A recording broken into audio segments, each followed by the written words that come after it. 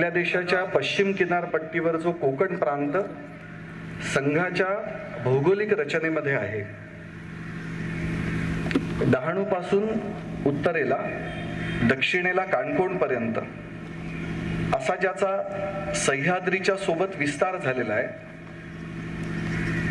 अशा कोकण प्रांताच्या 263 तालुक्यांमध्ये, नगरांमध्ये हा हिंदू चेतना संगम कार्यक्रम एकाच वेळेला आज होत आहे.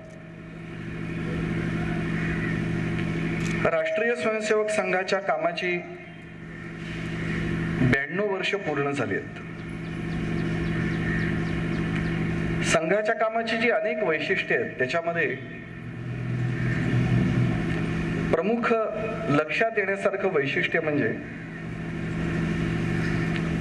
आपल्याला हिंदू समाजाचं संघटन करायचं आहे हे सूत्र मनात ठेवून अनेक प्रकारच्या कार्यक्रमांची योजना करणं.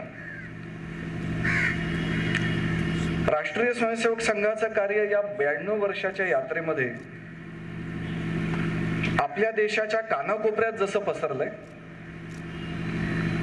तसं भारताच्या बाहेरही सुमारे 80 देशांमध्ये आपला भारतीय समाज जाऊन पोचलाय. त्यापैकी 42 देशांमध्ये राष्ट्रीय स्वयंसेवक संघाचं कार्य सुद्धा पोचलेलं आहे. भारतामध्ये स्वाभाविकच मोठा विस्तार आहे. भारताच्या कानाकोपऱ्यामध्ये